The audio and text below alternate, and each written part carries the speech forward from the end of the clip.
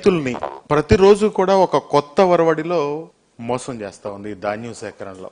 పంట విత్తిన దగ్గర నుంచి ఒక రకంగా మోసం చేస్తే ఈ రోజు ధాన్యం సేకరించే విషయంలో ప్రతిరోజు కూడా నూతన వరవడిని తీసుకొచ్చి రైతుని ఏ విధంగా మోసం చేయాలి అనే ఒక ఆలోచనతోటి మరి కూటమి ప్రభుత్వం కుట్ర పొందుతా ఉందా, లేకపోతే దళారులు కుట్ర పన్నుతా ఉన్నారా, లేకపోతే రైస్ మిల్లర్స్ కుట్ర పన్నుతా ఉన్నారా?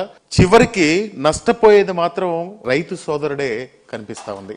అంటే దాదాపుగా కృష్ణా జిల్లాలో నిన్న మొన్న చూస్తా ఉంటే ఎంత దారుణమైన పరిస్థితులు ఇంకా దిగజారిపోయినాయి అంటే ధాన్యం సేకరించే విషయంలో 1350 రూపాయలు 1300కి కొని రైతుల్ని ఒక రకంగా మోసం చేస్తా ఉన్నారు. అంటే వీళ్ళు ఇవ్వాల్సినటువంటి మద్దతు ధర ఏదైతే 1777 రూపాయలు ఉందో ఆ 1777 రూపాయలకి బిల్ కొట్టి, అంటే ఒక 100 బస్తాలు ఒక రైతు ధాన్యం గనక వాళ్ళు అమ్ముకుంటే ఆ 100 బస్తాలు 1777 రూపాయలు అంటే మద్దతు ధర ఇచ్చినట్టు నటించి దాదాపుగా ఒక దానిలో 1350 దానికి సరిపడా అంటే ఒక 1350 రూపాయలు ఒక 100 బస్తాలు అమ్మితే 1,45,000 రూపాయలు అంత వస్తాయి.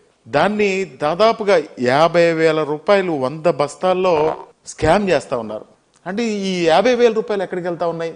రైస్ మిల్లరు రైతును మోసం చేస్తా ఉన్నాడా, దళారులు మోసం చేస్తా ఉన్నాడా, స్థానిక ఎమ్మెల్యే మోసం చేస్తా ఉన్నాడా, కూటమి నాయకులు మోసం చేస్తా ఉన్నారా?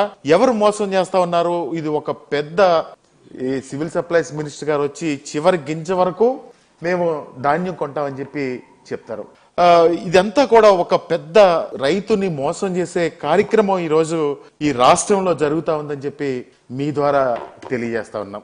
ఏ గ్రామంలో కూడా గన్నీ బ్యాగ్స్ ఇవ్వక ఈ రోజు గ్రామాల్లో దాదాపుగా హైవేల మీద రోడ్ల మీద ధాన్యం ఎండబెట్టుకున్న పరిస్థితులు, అంటే దాదాపుగా 10 నుంచి 15 రోజుల పాటు ఈ రోజు కూడా ధాన్యం రోడ్డు మీద ఉన్నాయంటే ఈ ప్రభుత్వం ఎటువంటి చర్యలు తీసుకుంటుందో ఈ బ్యాగ్స్ ఇచ్చే విషయంలో వీళ్ళు సంచులే ఇవ్వలేని పరిస్థితులు ఈ రోజు ప్రభుత్వం ఉందని చెప్పి ఈ సందర్భంగా మనం చేస్తా ఉన్నాం. అదేవిధంగా అక్కడ పార్టీలు తెలుగుదేశం కొన్ని సమస్యలు కూడా తీసుకొస్తా ఉన్నారు. రైతు భరోసా కేంద్రంలో తెలుగుదేశం పార్టీ వాళ్ళు ఒక 2-3 కూర్చుని ఎంప్లాయీస్ లేరు, లేకపోతే రైతుకు షెడ్యూల్ ఇచ్చే పరిస్థితి లేదు, లారీ ఇచ్చే పరిస్థితి లేదు, తేమ శాతాన్ని నమోదు చేసే పరిస్థితి లేదు.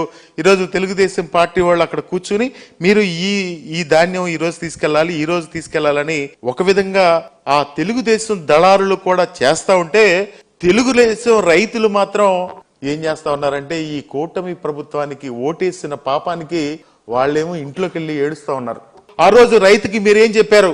ధాన్యం సేకరిస్తాం, రైతునే రాజుని చేస్తామని చెప్పిన మీరు ఈ రోజు రైస్ మిల్లర్నే మహారాజు చేసిన పరిస్థితి మీకు ఉందా లేదా అని చెప్పి నేను అడుగుతా ఉన్నా.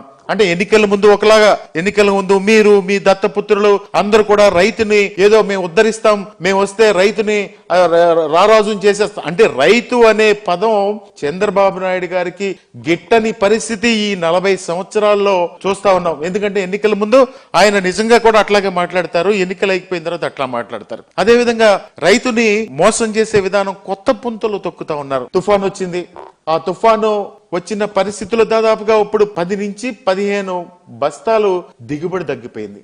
అదేవిధంగా వ్యయం దాదాపుగా 10 నుంచి 15,000 రూపాయలు వ్యయం పెరిగింది.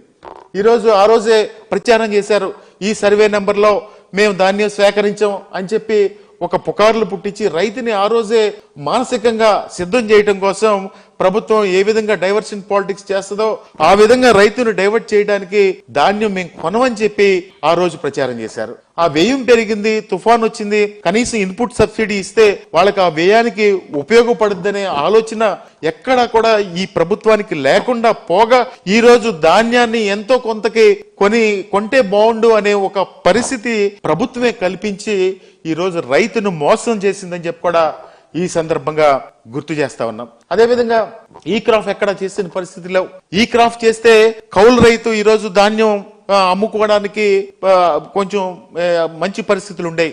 ఈ రోజు రైస్ మిల్లరు అతనే రేట్ ఫిక్స్ చేసి రైతులని ప్రభావితం చేసే స్థాయికి వచ్చారంటే ఈ ప్రభుత్వం రైస్ మిల్లర్ల మీద ఎటువంటి అజమాయిషీ ఉంది? సివిల్ సప్లైస్ మినిస్టర్ గారికి ఎటువంటి అజమాయిషీ